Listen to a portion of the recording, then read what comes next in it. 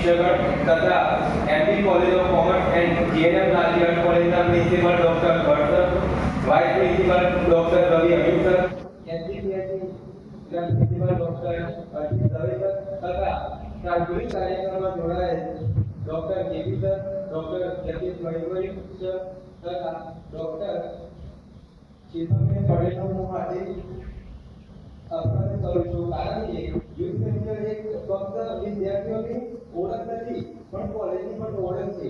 માનો કે આજે તમે બાળકને ખાલી ભણવા મોકલો છો, એ ભણવાની સાચી કઈ બાળકને કશું મળતું નથી, પણ એનામાં સ્કિલ પણ હોવી જોઈએ કે કહેવાય છે આવડત હોય તો કંઈ મળી શકે. આપણા ભારત દેશના વડાપ્રધાન જેમ કે નરેન્દ્રભાઈ મોદી કે જેઓએ વર્ષ 2020 કે કહેવાય છે કે હવે શિક્ષણમાં નવો બદલાવ આવ્યો છે. કહેવાય છે કે શિક્ષણની નવી પદ્ધતિ NEP 2020 એમાં એવું કહેવામાં આવ્યું છે કે બાળકને ફક્ત માર્કશીટ નહીં પણ તેનામાં સ્કિલ ડેવલપમેન્ટ કરો. આજે તમે બજારની અંદર નીકળો તો અઢળક બેરોજગારી જોવા મળે છે. એનું કારણ શું? ફક્ત માર્કશીટથી કોઈ નોકરી મળતી નથી. તમારામાં કંઈક આવડત હોવી જોઈએ, કંઈક અલગ સ્કિલ હોવી જોઈએ. એના કારણે તમે આજે ગમે તે પરફોર્મન્સ કરી શકો. માની લો કે આ વર્ષે અમે યુથ ફેસ્ટમાં ભાગ ના લીધો, એનું મને ખૂબ જ દુઃખ થાય છે.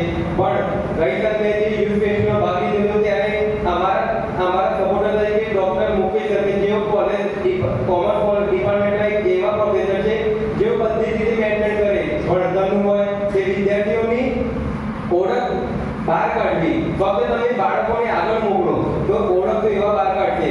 માની લો કે આજે doctor KP sir, doctor Jagdish sir અને ડોક્ટર શિવમભાઈ દરેક ક્લાસરૂમની અંદર જઈને કીધું બેટા તમે ભાગ લો, બેટા તમે ભાગ લો.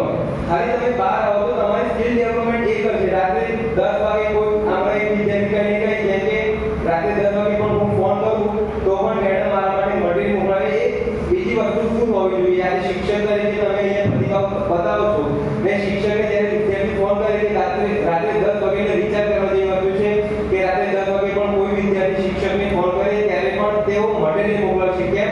એ વિદ્યાર્થીમાં કંઈક ટેલેન્ટ છે. ટેલેન્ટના કારણે આજે આગળ આવે છે.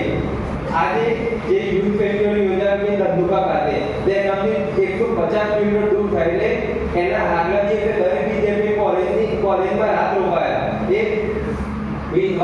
શું વાદીઓને એમના બાળકોની ચિંતા નહીં હોય? આજે અહીંયા ઉપસ્થિત દરેક વાલીને મારે એટલું જ કહેવું છે કે તમે જે બાળકોને પ્રોત્સાહન આપો છો ને એ પ્રોત્સાહન આપતો રહેવું જોઈએ અને એમને ફક્ત ભણતા નહીં પણ એમનામાં જો કંઈ સ્કિલ હોય ને તો એ સ્કિલમાં પણ આગળ મોકલવા જોઈએ, જેથી તમારું નામ રોશન થાય, જેથી કોલેજનું અને તમારા ગામનું પણ નામ રોશન થાય.